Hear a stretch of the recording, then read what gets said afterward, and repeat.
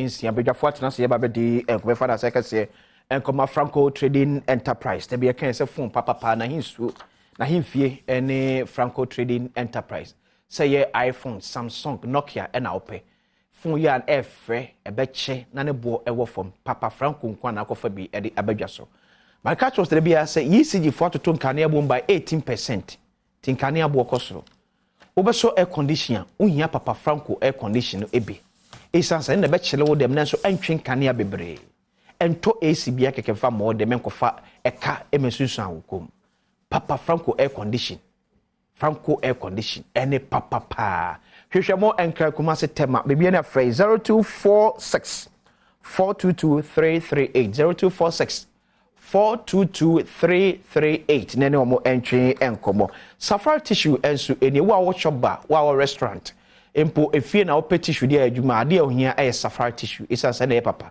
ene betimi aboa na etimi ama bibia awie pe na tissue bi wa to na pound so say enti na asase etete count safari tissue entisa ene covid ada mantino say so amanfo jai handkerchief use ye de adwuma tissue no na ade bebe pa wanim na etimi aboa wanim etimi atoso ye pa safari tissue ba bi eto ene ma bi akwa wonsa ebeka bi ato richoko anapai ye gbaguyebo anya hoden yankase ye koko ahodi wo mu papa o mane so no bi eboa ebiomo adwemu so no panasa okọ adwuma o ma ekosukua ye bi mu omnenom o mu se wonya hoden pa de kwakoye adwuma sanso na zest consult enso dem snow so person to kwan edekọ amonone ekosua ade se IELTS ana se bia S80 na pese o kire GRE na pese o kire zest consult na mekanfo ede ama wo so maka chenkwa na akobetimi aboa amu akọ UK and US akwakotoa wadisua so wo japade bi ya wo ton wo memu ana wo pese to bi wo Ghana so that from CC no mo number is 0555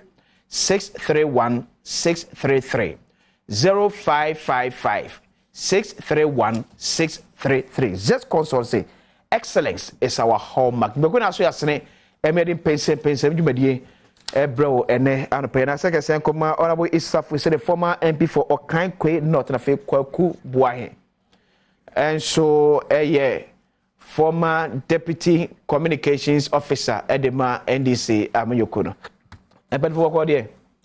Akwese nyame adomo. Ede nyame ase. Say Anthony me hoye pa.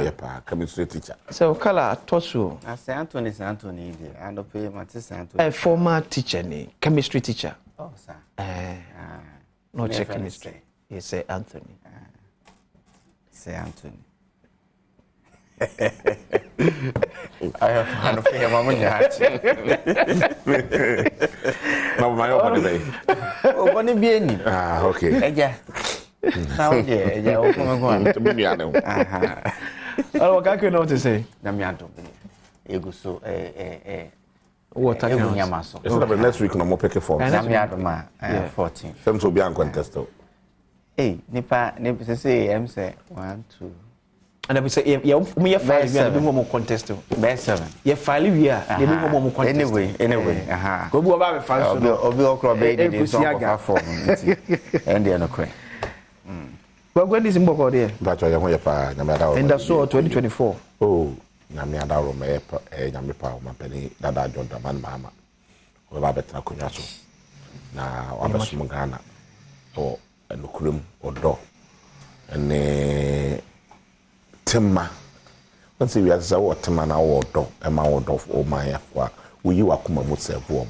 When you're greedy, okay. When you're corrupt, when you're pessimum coming, when you're catastrophe, proye, when you be dream, Nana, the Danko Kufani, like Mahmoud Bamia, or Munit Mama Ghana Punti. They are corrupt. You can't train on America. So, Katasha prayer can kind, yeah, Adokro, they are selfish. Hey, I'm saying person coming. That's right. I'm saying greedy. I go for the Bomiana. Yes, some don't want to come in the far. We are manage up a dear to the Nacopo credit we answer. But it may be better. When we say first, Nanka, Nancopon will come the power of from a Utantra, Ukuna, Cabana, Communion. Soon, sir, for two Tantra. Ujina ho trantro pe no munare enti bia ko Bible bi de kam te ase me sum nya me yie wa kuma pam say sa no wa ai Moses person na wo ye boni ana te na wo no a say ne bi na da so a ka kwa wo boni da so te ase ka ba mu ka kufu a ba wo mia o ko da da because omo nwene o man no akwese eye ayam hihie o man no ehu nya omo eye ayam hihie Ghana for the make catch them on say amamu papa eba aka fenefa o ya amamu no His Excellency John Mahama amamu papa eba e da so oba amade ya strele no nyina no aba be krakra me ho ye nua no mo tika gu Bank of Ghana yes yem fama o mon holders no so ate to mo ko sha mo nya nko pikete no so yes be mi ensa kra wu am so mo twie nti mo nya yes mi ensa kra wu o nya tika nkoto duro no o mo wu mi ensa nyame fom currency Kufu ado ne ba o mi ahwe kum wo mo abisika wo no afa me ahwe mkum me koto duro no afa me tika ama me ya na man tumi ankoto duro na nyo no ahwa mewu ko me da se ona mo enti modern na America we no bi o na America ana but na wo don say so ti so akuma so ye makuma fry me ya adai bia okay because the omayi fam okay and John Dramani Mahama se me dwen ho say a possibility say Ghana ni a no so etna ewo kuro yi mu a ye nyina fa sa ha no na enne o wish say ni peyi a oni ye fa so ha no mu no o timi mra power ametisa na me dwen ho a na akoma o person stand pa kro no se ni peyi na ono nyi Ghana ho ana enye say ye hu na djuma okay ye hu de o de man yi fam John Mahama na asem na America okay sa time no ene o hawaii ya sinyina no kra na mpo na emaye no okay dia o ma man yi fam na ene wo be pese ye be ko back to emra na sebe nka wo pon adwuma yi wo be frefie ene ye wo light na di opama dia wa kwete mai okay obe e wo so sorry anajo ye light ba no akoye adwuma entuntum adwuma me fat multimedia that time no mo hwe mo energy bill na mo fa enka ene ho na u bompa ese Ghana o mai yensan kosa ha no mo biom dia woni dwadwen pa ma mai obi bi obe pese John Mahama besan bedi mai so oni adwen pa ma mai te na minya iken sanka Moses mrea anka o kan se wo se ja efisuro na be me no se Sanda nke wose seka kokuma etia wose ka do mama mra no boni o pese Ghana fo esan akofa mu no na nke wose eja efisuro sanka Moses mpenso okay anka eja ebe fisuro no abe mene kwaku na adwumbo ne ben no na so wonwi Ghana ho na wo pese ko back to dum so for 4 years inyuma egu ye okay okay obia na mante ne maba wi akradwe university omo page we dey no ka chiro mo so ejuma de onu de enye yi wo kai mi amenua MP4 wa friend say why now be ye minister of sport no ye minister of employment o si omo ko to grass okay pesikan na fatwa grass na boaboa no na wo beto am obi ono so pebie e de ama ne nwan ana se wo twam wo kwam na ho mo a ene no afabo no no de 5 ko ochina no akoyi na mesin bi twam a abeto mo se na ejuma na o pese graduate somehow na pese mai fam ene uni adwen pam let's see what I say go quick one on asemidika replacing textbooks with laptops mentas ma menchia ya hefo na menchia menua meneno ewa na menchia Ghana po nyina na menchia amampani John Dramani Mahama na NDC for mpani po nyina se yen share sapo musuo na emo ya hoba yenua no nso ewo ascend of omo bodwuma enso metie bi bako akoboa wo na bibia akoye na nyame nso yedana se yada so tease na odi akọ na odi aba na bibia ewie pe amai minia meda na me sore na me bompa ya o ana me busa se Yenu no MPP for Alaje Mahmoud Bawumia na Nana Adom Adom. Se bi na omo ya na omo da na omo sori a omo bompae. Edie na omo hunu. Na die omo nyame ben na na omo di nkomo ewo dayem. Because omo policies ni bi wo hwa odwene ho a onte ase. Okay. Na wo hunu ba bi omo ko free. Ada to omo nya consultation. Ada se ahantan ni dwe ene wo mu nti no omo mpeso omo beji ni mu de afiri obi aho wonim emfaso a ewo textbooks so debi emfaso ewo textbooks so apart from say nkwara no edi ebesua de okay no omo nya nim de no okay esa de adwuma ebrenkofo omo printed textbooks. Momo printed textbooks. Okay. In the Uber corner, omo ewa printing press ni nyina ya tutum. So we start here. Meni se ene impo. Oh, okay. Onsa ban no e ba ya waka to starting new curriculum no. Yeah. Na books no na textbooks bi e no. Yeah. Enti no mo ni standard textbooks o mo de print bi. Yeah. So ni sa enti books ni ho onto mo nya dwuma. Tomato to mo shop no. First na printed textbooks no.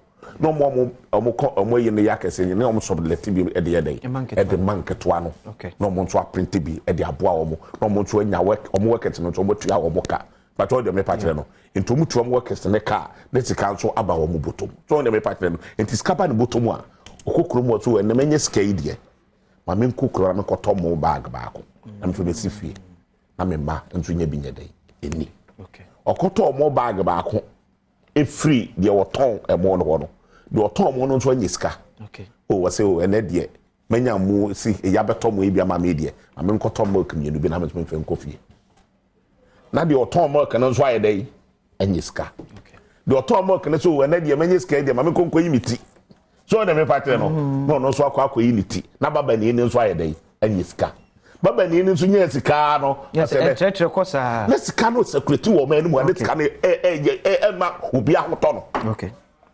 But all the me patch it is a president atakunya so na won create neighboring environment ma enkofo nya dwuma nya wo memu na tika kakra na wo mu no uta misuse no a say na wo no ti na wo de wo sabe kwa kobo enkokrafo tikam ama ebi wu na wo mo kese no mo ndome ama o man no say eno na kufu ado oye eno ana oye na ewiase laptop obi enkata laptop nyo edi enti ana oba e wo school mu a oba e kwa secondary school a yes one fa phone ko school edi enti a probably won't say distraction ebe distracting edition also. That's right. They say akola wo secondary school ni yesi e ma ne kwan e ma no nkonko yusu phone e wo school mu a adi enti na enei aban no a wono wonte education ase enti no akwa minister chief director our Ghana education service only education what way chief director no GS only education is only more way what grade the other baby don't say on rising through don't say that oh matter that's an outcome Chinese CV the CV no way what grade way the oka director general go his CV and then the CV way that meaning what grade way tell me school grade wo na rank you say no a principal superintendent and o DIA and also chief superintendent and also a deputy director 1 and deputy director 2 and outside director 1 and director 2 but sadam the number you say me teacher ni me number 8392 00 but at the time number you say we a teacher me a teacher the prophet we a journalist me a politician thank you so the me partner enunti we need education ho hwe ti no wode emre bi ba ne ho nya no na o be ka kire me say o de nkwala no textbooks na wo books no enema na wo mu nyina no o de begu computer so enti hu nya se nkwala bi to textbooks biem mu nsua o la je kran panimfo yi so o te laptop achi na wo sua hwe ne se ode I just had any young ye. Again, Tina, your printer at the end of the laptop. So, There's one you have my eye problem. Yes, again tikura ana de no kura e wo net so a wo sa print up hard copy akuta me boa net adete ti udi agro be sa beja wani e be sa ja wani ana be sa cheta untumi ntra laptop ho 3 hours in place ade e be se mo fra nani enye me de me nkan nani me nkan ba untumi stress ye wo mu na laptop we si wanim na usua ade usua science usua maths ni si wanim na wuro no we comfort ho edi enti na ona bo no mo kọ abochire koye course wa yen kan tro mo say no mo tena Ghana ha Badwam Mpensenpensemu koye course ada ne yen kan tro mo say abochire koye course me ko abochire koye course na say na wo ba yate e fa to ho say obi ago so okay ada enti okay ana nken kan tro mo say zoom aba all the part there no teacher contact hu hia biem enti no na computer ho be ne say bebreye bio ne papam o ba fo we ko ji o mo say bebreye no mo sika no mo pe ne papa yi no o mo kwatra ho kutua de 3 months no mo aba no mo aba de be ko bi mut na ha tia e ko ji o mo say go bebreye e ko ya last examination go for bebreye kuta online PhD ko mu nyusu go for bebreye ku buta no so o pe de o ko classroom ko su ade bebree ekuta masters online masters okay Zoom masters ni yi nyina aso mu nyusu ona woni mi otuko no wodi kan ye first PhD online when you should da ubuta na oso there bi o pe teacher dia the teacher ni akire na dia we the teacher ni now anu o hu se wa PhD okay anu o ta ko the second PhD o le gon eni your friend Dr. Otuko no so them pattern the sticker o free online courses but that for no enya de keto a so o tech that may masters no o ye the PhD da me ne gidi obo akọ e o tech no what start o to da kura ye classes or ye discussion na ba kire bi so o ko tinye teacher now esa o tech e ko the PhD so the pattern enti you can never underestimate textbook. Apart from the print and the adwuma be brenkofo no untumi kan kira koda wo 15 years 16 years say onkonko sua ade ne textbook no e wo laptop so onkonko sua ba textbook de ho nhia odwene ho ti ne normal medication atsayi say sika we a mode ye saa ne ma we hwe school dan a enkwala timu ewu nkura ase eja yes, you have about 5,000 school under trees. Could four a day and near Magu at yes, left on the actual. Tiabain won't huni. Adriania, you are no more credi, and Quadai, you know, Mudiano. Caterers, little money, Adriano. Caterers, little book, I don't mean I am people for. On a boy, new organizer, Yebi. Omo call minister one in a coin.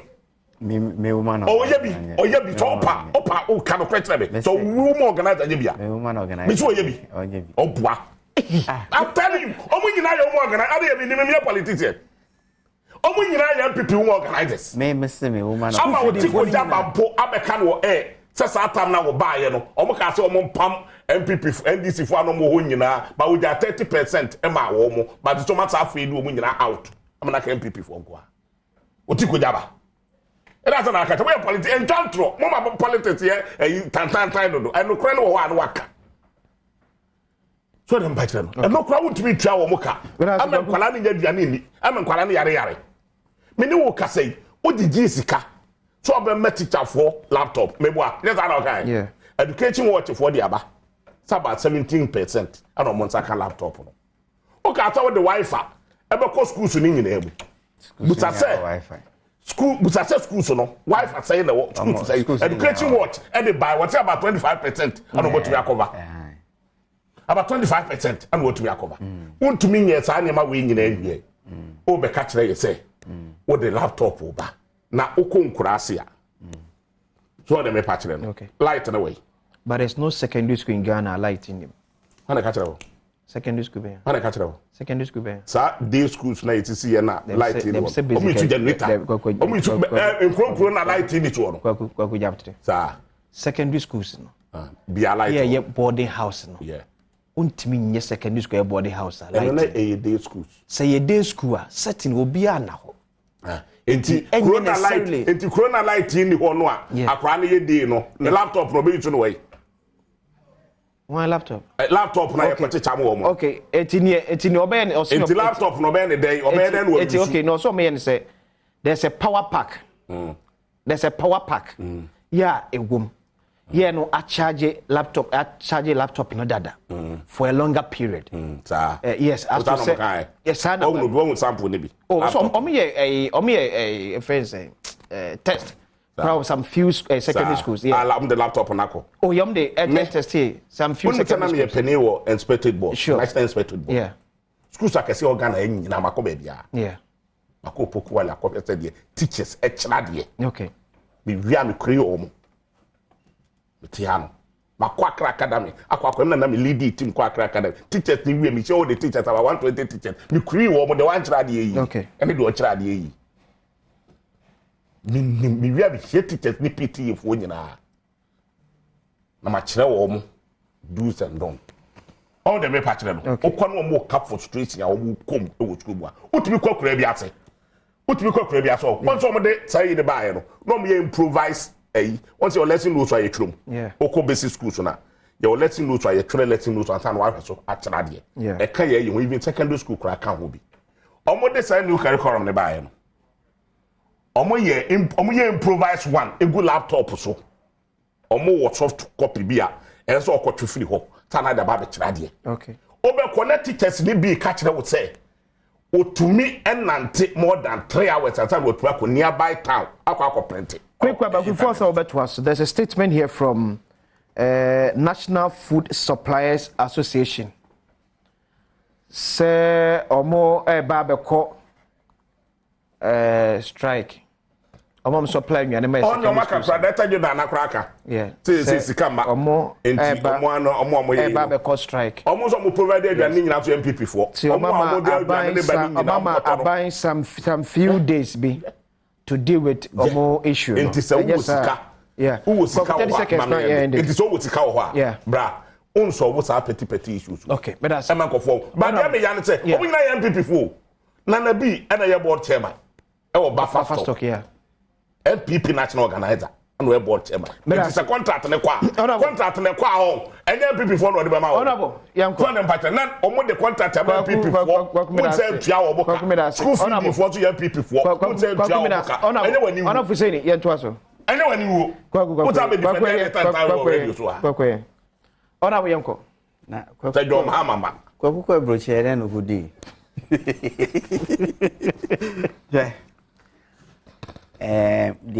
de kwaku kan na atwema adwen ko bibiso earlier on me can say every time I met say NDC ni can say omo pese John mama ebedisan ebedi mai so na me yemo hye okay na me can say wo me mu John mama say say amount to mobile phones bebre na omo charge and also can ho ene ekodum you see how limited you're thinking okay enra ewo mrahye bedwam enra wo Parliament of Ghana MPB a statement on artificial intelligence okay AI say AI e hono wiase nyako in fact na say me ya document bi na obi prem say I check AI ni power na o share the power of AI agosi yati hoyi question bi abebisa AI bi yeah wapomudin wusun ho any question obema ho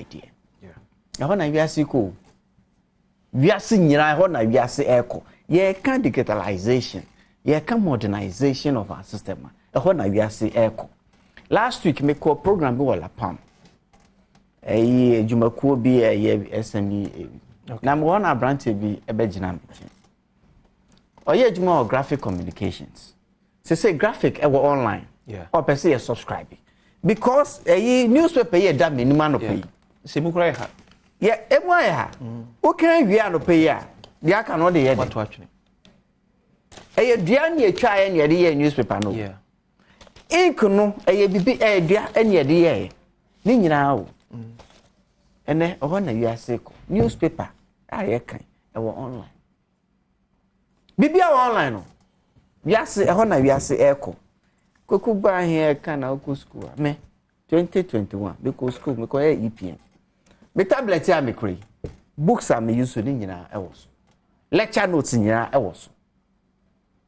Sabe ye wo me baby a me bi efi no. Enye laptop me dey start here. But like anything else, phone started in Ghana late 90s. So say share number of phones that were country. I'm not for cry. I could go and cry for. Me no than the came. Cry phones 4. Me sure say 1999 and 1998. Say me catch the kwaku boy and say. Me ejuma a space phone. Okay. Me first job. No mango brado. It's come one home. Me fee invest. Me first job me was space phone. Oh, okay. In the late 90s. From space Ariba. No, space phone. Okay. Saturday is space phone. I know some of these things. And then at the time. Yeah. At the time. Me catch it say. And maybe beba. Obe krefi DB. Ewa unsamo say. In fact, 1990 grand am cancer won. Sure. Ebra one touch started. Yeah. We didn't know we were going to come. Yeah, ni mo say nka na obetena ha. Na baby a we wiase bia oni obi be video call instant. Say first na ye cassette fra brochire. Obi cassette. Ni afremu nyina. Na afremu nyina. Wo fa we brochire no timoni ache eti. Wa metie bia ye mo bie mu. Sa cassette ye mo ni mienu. Na lie uko ni lie to put office. Aka put office. And say what me call. Okay. Eti ya improve. So wo baby a wiase ko. Eti say baby a wiase ko no. Okay. As oman ya ye nyame adom. Ye kre man enei. See ye leading man in that direction. You are seeing Yabeja. Sure. The whole world will leave us behind. Distance, you know, no cre challenges were. Ye to me, ye challenges in your answer, ye back, baby, we are seeing your echo. But oh no, but the issue, fetch me, the issue, no, fetch me, I could see answer now. And che biao, teacher be no jina, be no chere, and my Friday now say mouse. And you know the boy, no. And Bofano Mufisa age, you know. They don't grasp the basics of technology.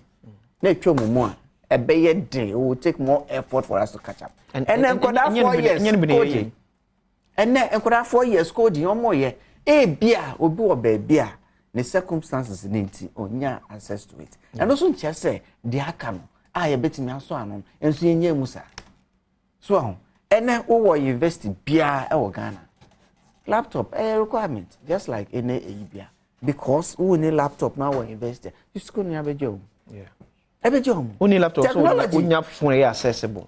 Phone no cry make yeah and I don't encourage the phone sir. Because phone screen size and then they bet me I'm a problem. Ain't in the big screens yeah no be easier to use I'll be adaptable. It's more me and fanya be a nyagro. And my friend was senior high school and a year 1.5 million.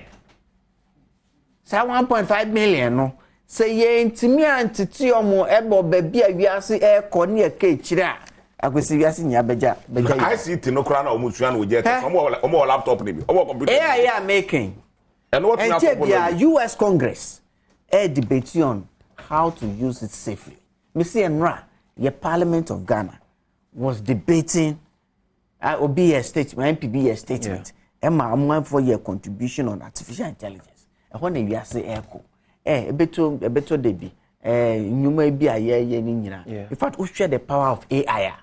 People will have to relearn and unlearn and relearn. Okay, relevant about technology now. Me name ebimunso some critical analysis of the way Africans so ye dey ho era technology nyina em. For example, you say you remote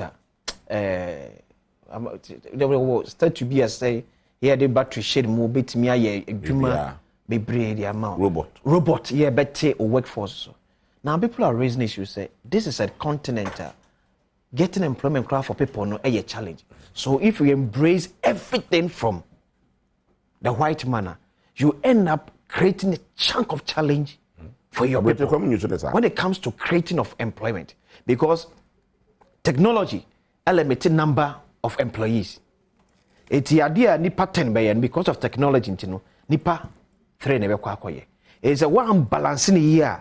You end up solving one part of the problem, then creating another one that becomes a national security threat. I could say, Mama Mefa from this angle. Oko US, Oko Europe, OECD countries. Yeah. The size of population a between 2 and 3%. Okay. They grow food to feed enough to feed themselves. Okay. And more export to be bread. Yeah. The number of the size of the population involved in agriculture is over 50%. Yeah. But you intimate and produce food just for us. That is where you have to go. And then 2 to 3% of the population in the US, in Europe, and the OECD countries, you know, it's me. Enough to feed themselves. Access to technology, small technology. Technology no support. It comes with money. Technology no support. What kind of support na abai in Ghana more no so for? What kind of farming I encourage you or your memo? We're doing mostly peasant farming. And in America, what is going to move a Greek from peasant farming to a stage? Yes, so you do stage. You be self-sustainable in a Greek. Unless we employ technology. Unless, and yes, sir, a bear sikai any aso. Now back to your yeah, back to your commodity. Your basic schools now, you prepare more for secondary school no baby issue. Laptop no. Enkura dodo na etwa ediko senior high schools no every ankra school at the basic level. Dear na aban so so be uplifting the game at the basic level so be at least aban schools no so no be more attractive no so etimi twa se the basic private schools no so etwa. Sure. I don't agree with this analogy. Why? Okay. Everyone me one of the key nyama and legacy media will can't be enough. Interest in education. Okay. And they mainly with the public schools. Me catch up school bit to say Al-Zakia. Yeah. One New Boy Town. RC. New Boy Town. Another RC. Kisama. I tell you, say, who can share on my performance at the BEC level? It is better than some of the private schools are. This is one out of. I am telling you this. This is one out of. Because I spent my time resources in improving education. Okay. There. So me mock exams. Okay. Mate me answer no. Next week I've been invited to a spam meeting at SDA. Okay. Ewo nearby town because of the relationship between me and his school. And then I took personal interest in so it means it is not automatic. When you time investing private, of course. So because of your investment in it, you know. Of course. Investment na swaba. Of course. Now let's look at the investment so a year across the primary schools. I understand you. And I make say in the education system, there are structures. Sometimes it doesn't inure to the benefit of the schools. Look, okay. I'll tell you this. Maybe I shouldn't say this on TV. But there are interventions that I still make in education within my community now. It shouldn't have gotten to that extent. Yeah. But the teacher, officer or no, as a teacher, no, he has to report to the head teacher. The head teacher has to go to the municipal or circuit supervisor. Circuit supervisor has to report to the district or municipal director. Or no, have to go to the region before region goes to GS, before the GS goes to ministry. Line no easy. Until where lack of furniture in a school, he has to go through all this before it is. Look, I am privy to an instance where a school like Presby Boys Secondary. Okay. Legon. Okay. I am privy to the science. The headmaster once on a media I said, the school lacks furniture. I said, so it came to the attention of the minister. I say, and he was surprised. How can Presec lack furniture? It hasn't gotten to my desk. It would be beer if the bottlenecks in the system had been removed. A school like Presec shouldn't. Me call Presec 1987. 1987 me call Presec. That form 3 years and some Indian power school. Make us say, old system. I'm your old system. Many of us Me O level 92, A level 94. Me have a France and Diana Omia. Watch out, your pay. Offer me crowd, I can't brag.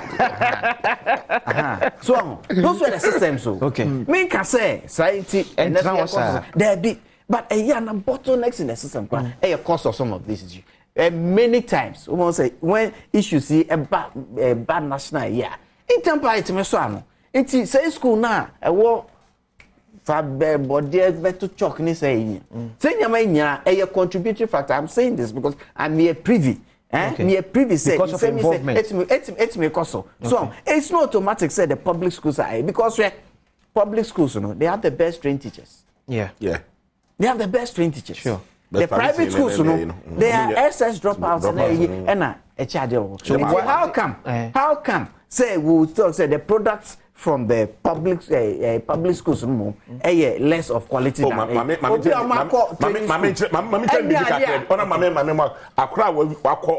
government school. Okay. Awanya gige 10.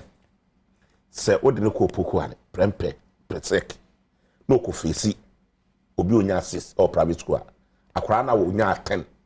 Ewo government school no. Omu second year no obebi te no fa. I so we first year na sir. Ono be complete first na ba onu second year no. Solid. Onu secondary school no wo ye far better.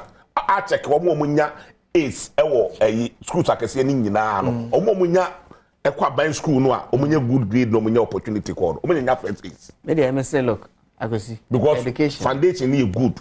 But there say omo no obebre kakra na brofo ne in baby free. Education they start from the parents. To do nice parents. Me and good teachers. Okay. And near bands sir. But parents should be interested. Private school so yeah. Oba here be abetama. Yeah. Aban school oba no kro okokra wani. Menim pass say omo e compound house. E be on pest class say amafo be hu say ne back public school. Enti amemem feed your be bia man.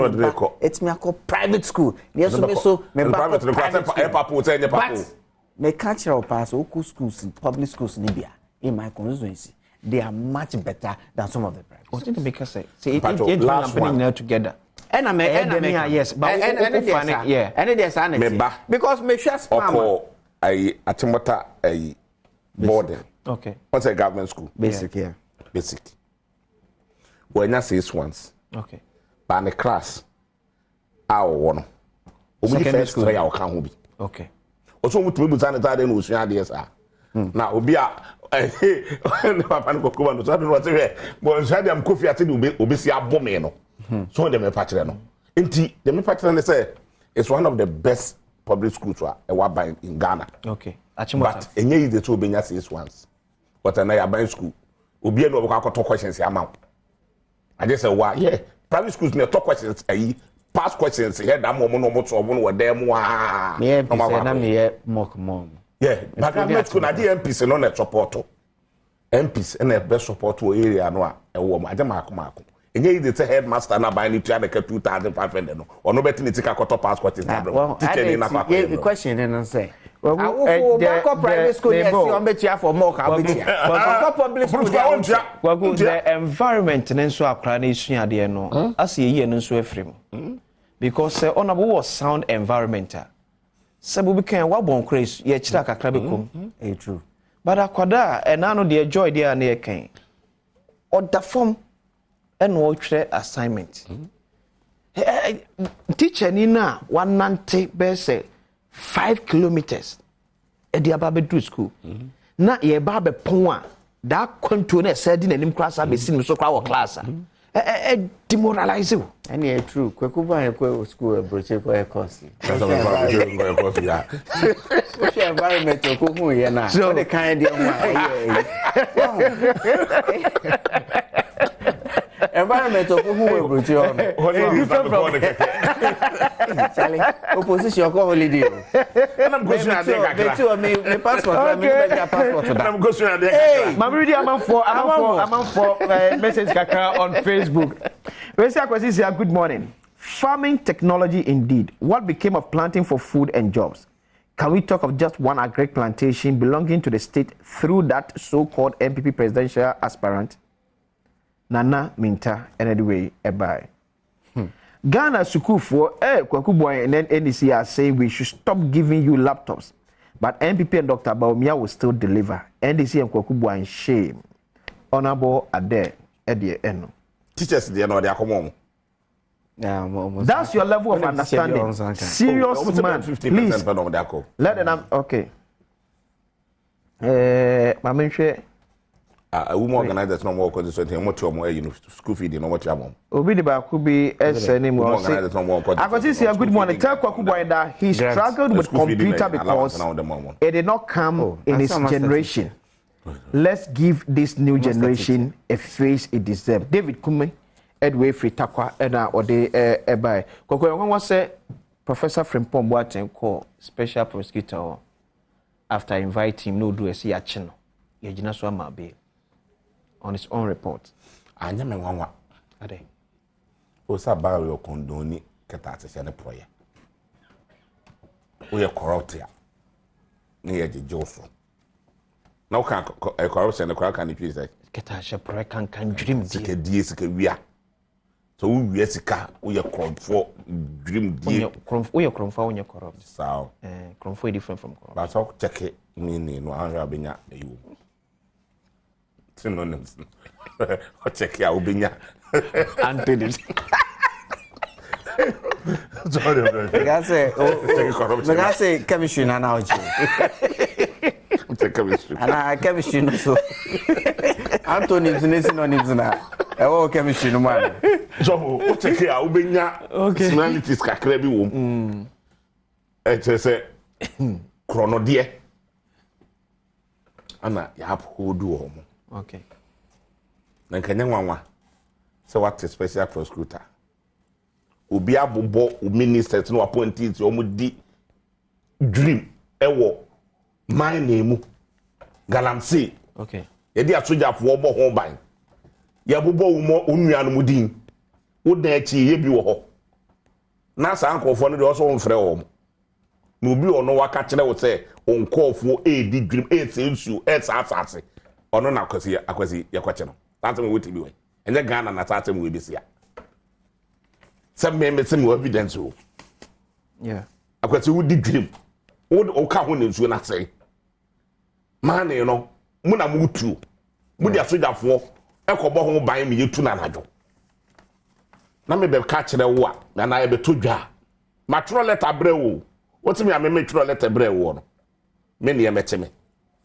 No ma mbubu mu din ne de enya no kre. Onso on ka enya no kre. Ya fre obi. We invite teachers BCU.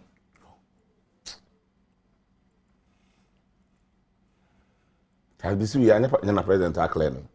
Why the special prosecutor and clear. But as president Aklen. Special prosecutor and clear. It is say didn't Aklen dada. The special prosecutor and clear. It didn't what akọhwehwem. What were ye dey? Because Nana say Charles BCU and to galamsey or Ghana. Okay, so special prosecutor interest for now no ye report na Professor Frimpong Boateng the buy. The amount the euro omodwuma mu eye mu. Say empenfo eda saa ekuna no accounted for over 300 million Ghana cedis. Yeah, 350 million Ghana cedis. Good omo jiko good flat staff out. Ye good kitwa. Cars omo CZ ye. Oh. Ye ni ha na kwa wuti be ka say obji good bebre. Ana omo de ko. Na ana omo de ko no. Omo de ko. President na take task force no. Ana do from Boateng torch no. Na from Boateng say gold be brom di gold bebre. But man fan ko president. Ekoy. Ya de breo. Omo some ko presidency. No de ko he. Presidency ko be. I want what committee na de mato ano. Me na me report ma. Na me say my di gold bebre. Ma di tuo bebre. Ma di sika bebre. Say no kan. Me ba man am de man no. Ba se ko mo chi excavators o man fan ko presidency. To ma mo president amane. O man fan ko president. O ma mo na amane. Se yebo amane different from say na president so it say me hu na bi o se yebo amane different from say no mem ha o. They say president was sorry no pa bi man. Nti wo sorry o da sorry ye no an what mate task force. Mo hwe galamsey to e beti bi amemfa ho. Za no ye. Ana na do atumi atres cavities 500 mo ama na yera. Every Ghana so aton dio so de ayede yo. Ono na ni hunu sika wo hunu do onye. Obi a wo ba wo so on sika nya hwe. No nde wanyini. Ene kura de sika do hunu a wo no o chi sika. To be tres cavities mo me cavities yera. I confirm. Mo say your mama What's it going Mahama? Akofan confirm. Yes, Burkina Faso. And then now, and then the among excavators here, it took cry you.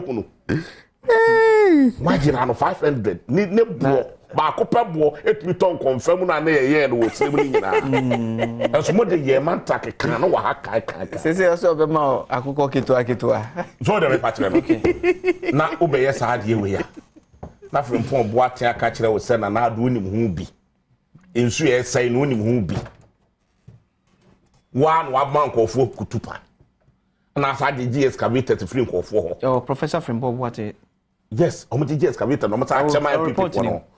Now report to the Nina Rabbit Macan. Report here 30 something pages. So them budget no. Okay. Anna report in their own kind. Omoji excavators no. Report in their own kind. Where we did now where who report no. What kind report? Where excavators? Where who numbers? Baby oka so DJ excavators. Me say enya friend na report no. Oka so DJ excavators no. Oka baby on the boy.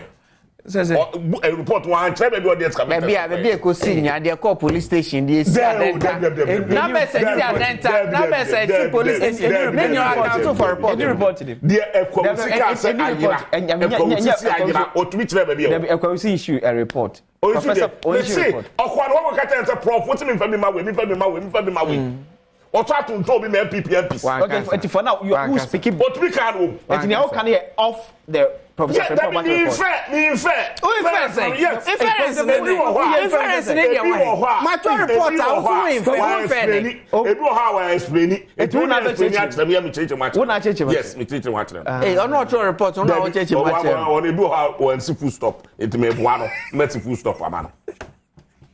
So Nana do fear which be I to mutuga from what was to mutuga and what no what's be cat Nana ni fear nya ba ko pe so na media for ko so mkutwa ne that the be ati and what nya ni fear no ada na boy no omo frɛ boy no what ni fear bebre na watch bi enti fear bebre na watch o se abusua fie yes o se se omo ko ba ko pe abusua fie ba ko pe o chebi wɔkyerɛ baabi ɛwɔ nyinaa sɛ wofirikyɛ bi wɔ mfimfini wɔ me the president Kufa me the makoho na busua fie wo chebe ba ko wɔ land any different our land president president busua fie wo chebe ba na so we see that crowd wɔ land na so we see that busua fie different from busua fie ne ka ye ko no ani fie camera ko ho e de busua fie camera ko busua fie efie no me ma camera ko busua fie na so wɔ land what is in that tisu a what's all abusefie na wokɔ akotwa na no ne de na wato wall afa ho okay ade no wokɔ akotwa wako me da se akosi me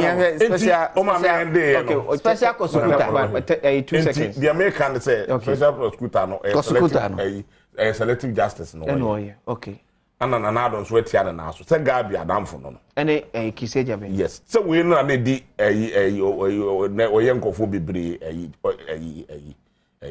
lawyer you see Canada Japan no describe on so won tumi nya adwuma na obi a akoromfo na wo yo lawyer se de obeye de watumi aye enti bia na say adwuma na ebi no nam sa paafo no bi so no wo ye defending komfo de adwuma no wa mentiate so ya friend no ya ka kire ne say ye nkataketa asehye ne so na friend fo bo aten de ye mu nanim asenso de a e jama kana fo obi a still inference yes so obi a ono wa bobon komfo din yetumi kye no na omo a ya bobo mu din yetumi nchi omo de a aje akufo Adom amu ene ba omia alaji na bit my side you obwa ona yanko e time cry yaso akosi me call parliament one of the first laws and creation of the office of the special prosecutor the entia omampenyi eye no say o she Ghana for boss oba keta se she ene proye dream obekuetia. Okay. Into one of the legacies that President Nana Akufo-Addo, Jamamay, the creation of the office of the special prosecutor. As a Juma, Attorney General Ntimianyen. And yes, sir, well, Attorney General, no president appointed. Okay. And he said other appointees so. Bibi eba na yeah na prosecutor. Oh, no, go through parliament. Parliamentary. Attorney General go through parliament. Oh, but special prosecutor no, or independent. Law no man aside to me. Law no create office no man say to me so be independent of the executive. The same law gives attorney general the independence to operate. Of course, but you who say sir independence say the man attorney because he is part of the executive. He is a part of the executive. Okay. Attorney General, a core cabinet got now. Special prosecutor on core cabinet. Okay. So it is to say them. Okay. Until he has the right to investigate. Okay. Public officials and politically exposed people. So same year started a year before report about Apple. Way in October last year. And I sent a ministerial investigation started. Yeah. Me assure say answer or be fair prof. Oh, you know so be. Sure. No one you so be. And some also the investigations there. Sabe, oh, they can call, yeah, not just say, what I said, EDB. Oh, when you so be. And what can specifically resources are here, this share, so operations, you know, a cobana sign. And now, a result by any now. And one is sure, oh, yeah. And what you know, a good profit. Baby, I will say, other members, to say, where was he? He was also baby, investigated. Special prosecutor invited Professor Frimpong Boateng. So no damn. Professor Frimpong Boateng echo ana invitation. Obedria osimacho. Mama obey. Entwetwe so. Eho no me na kakra. Okay. Na ye me na say. Pay be obeti say o police should be. Yeah. Because obi akọ complain. Oko ho no police say I said me grand. I say me arrest the amount bill. It happen. Every night again it happens. Okay. Because ukoye no or no invite you based on information no. Yeah. Ukoye no akọ to ano and I watch your statement. So statement you cry indict wa. I don't think say it will be out of the me can say the special prosecutor right. I am not a lawyer. Okay. I am not a but this asema afi na man also. Special office of the special prosecutor. Me dem can me the me penals and give me support officer. Because officer no ye create say ye de beko that as share ni proya di dem e wo mayimu. Enti anya dia ye wo se ye twitwe sa officer no down. Ye nim ba bi officer na be fi matia me dum reso ni sa nyama nyina. And then nyame adom. The office has been resourced. So started Juma, let's support that office to fight corruption. Because me gidi pass see it me a ye ketase share happen kroimu no ye twa so kra by half okay ye Ghana for and benya ho emfaso okay enti yen nya botre enye professor Frimpong Boateng ko a na wa friend no on this particular case and pay me tie ko wuzi ko ese journalist bi no former Peace FM journalist former Peace also invite you why so invite you the same process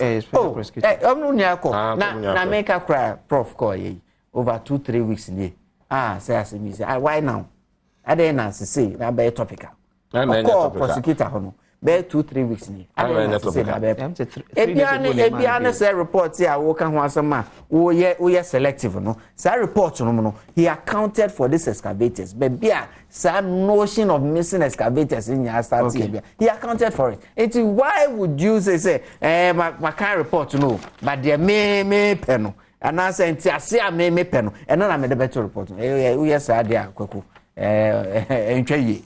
Good morning, Akwasi's here and Adom TV. Thank God it's Friday. I'm enjoying the show. Mohammed Ibrahim Alassan. And anyway, by way say Akwasi, good morning. We are watching you live in your hometown, Asante Mampong. Grace Jomo and so Eddie Ernum. We say Akwasi, good morning. It's good that should be an enabling environment for business to grow, but it depends on the economy. If the NDC had laid out a good foundation for the economy, things would have not been how it is today, despite the economic crisis facing the world. Alex Tufo, Edwin Hamburg, Germany, and now they buy.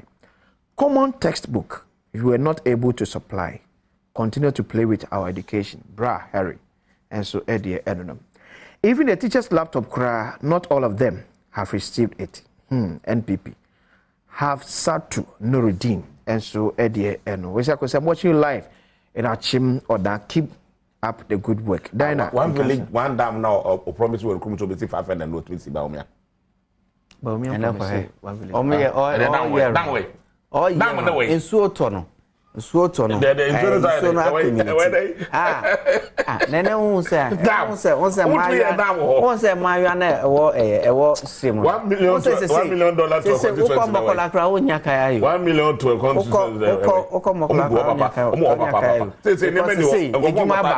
Ejuma ba ho ma omo ma Kayofo ne hwe. O sisi omo numbers na cut down kra. Kayofo ne hwe. Eka akra onya bi kra. Oh, na kate soda. Gusu. Kate soda.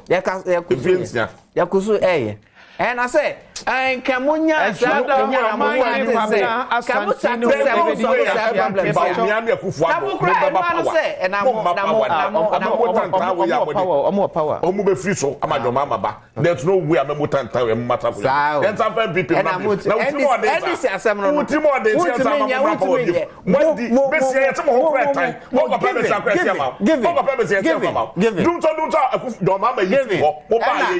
mutant.